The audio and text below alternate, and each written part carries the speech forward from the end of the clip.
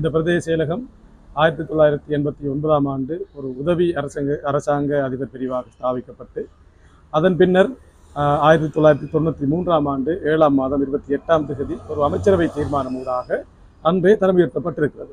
ஆனால் அன்றே தரம் உயர்த்தப்பட்டிருந்தாலும் கூட இந்த பிரதேச செயலகத்திற்கான காணி அதிகாரம், நிதி அதிகாரம் போன்ற முக்கியமான அதிகாரங்கள் மறுக்கப்பட்ட நிலையிலே தொடர்ச்சியாகவும் காணப்படுகிறது.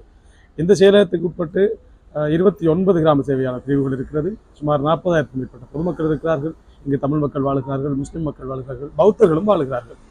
இங்கே உதவிக்காக அல்லது அரச சேவைகளை பெற்றுக்கொள்வதற்காக வருகின்ற பொதுமக்கள் தொடர்ச்சியாக அலைக்கழிக்கப்படுகிறார்கள். காரணம், இங்கே முழுமையான அதிகாரங்கள் இல்லாததனால் இங்கிருந்து இன்னொரு செயலகத்துக்கு போனால் இந்த செயலகத்துக்கு போகும்போது இப்படியே அலைஞ்சி தெரிய ஒரு கஷ்டமான சூழ்நிலை காணப்படுகிறது.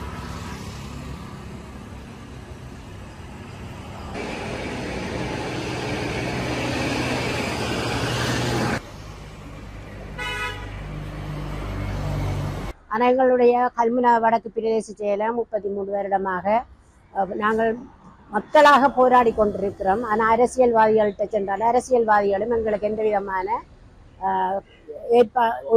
ஏற்பாடு இல்லாத நிலையில் தான் நாங்கள் இந்த 30 வருஷமாக இருக்கிறோம். எங்களை நாங்கள் பல வகையில் ஏமாற்றப்பட்டு வரோம். காணி பிரச்சனை எல்லாம் தெற்கு பிரதேச செயலகத்தில் தான் இருந்து கொண்டு வருகிறது.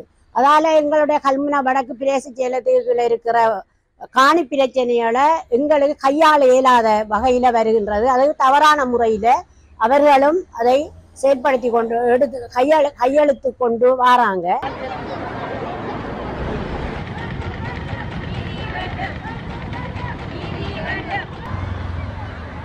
கல்முனை வடக்கு பிரதேச செயலகத்தினுடைய நிர்வாக ரீதியான விடயமானது வெறுமனே ஒரு சமூகத்திற்கோ ஒரு இனத்திற்கோ சார்ந்தது கிடையாது.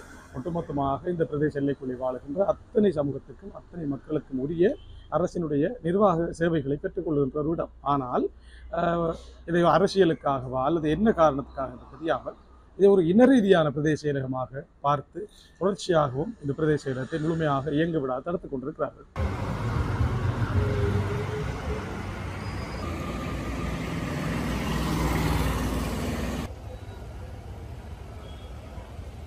கல்முனா வடக்கு பிரதேச செயலகத்தில் செய்யப்படுற வேலை திட்டங்களுக்குரிய பணங்களையும் கல்முனா காரியாலயத்தில் இருக்கிற காரியாலய உத்தியோகத்தர்களுக்கும் நிதி பிரச்சனைகள் சரியான முறையில் ஏற்படுகின்றது. சொல்ல போனா காரியாலயத்தில் ஒரு போட்டோ காப்பி பேப்பர் எடுக்கிறண்டாலும் கல்முனா தெற்கு பிரதேச செயலகத்தான் போக வேண்டி இருக்குது. அதே நேரத்தில் நாங்கள் இந்த கிராம மட்டத்தில் ஒப்பந்த வேலையில் செய்யப்படுகின்ற வேளையில இந்த நிதியை நாங்கள் பெற்றுக்கொள்றது பல தடவையில் நாங்கள் அங்கே அலைஞ்சு போக வேண்டியிருக்குது. ஒரு தடம் போனால் அந்த நிதி மற்ற இடங்களுக்கு கைமாறப்பட்டது, திரும்ப நீங்கள் பெற்றுக்கொள்ளுங்கன்னு சொல்லுவாங்க. இதே தடவையில் பல தடவை நாங்கள் அங்கே அலைஞ்சது பிறகுதான் எங்களோட நிதிகளை நாங்கள் எடுத்துக்கொள்ள வேண்டிய சூழ்நிலை ஏற்படுகிறது.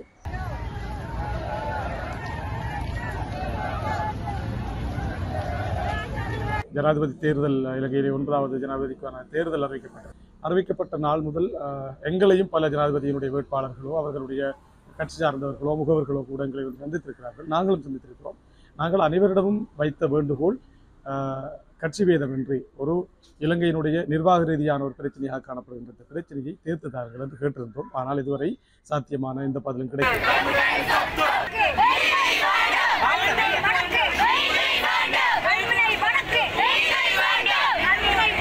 யுத்தத்தால சுனாமியால பாதிக்கப்பட்ட மக்கள் காணி இல்லாம ஒவ்வொரு வீட்டிலையும் 2 குடும்பம் 3 குடும்பம் வாழக்கூடிய மக்கள் இருக்கிறாங்க.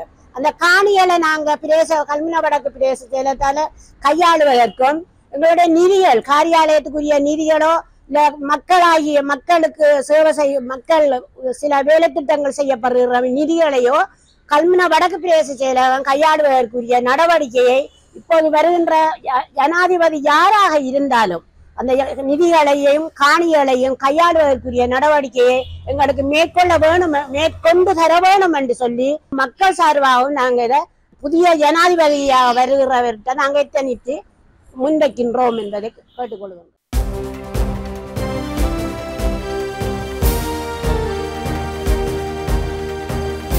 The leader, දේශයට මග කියන ප්‍රවෘත්ති පෙළ ගැස්ම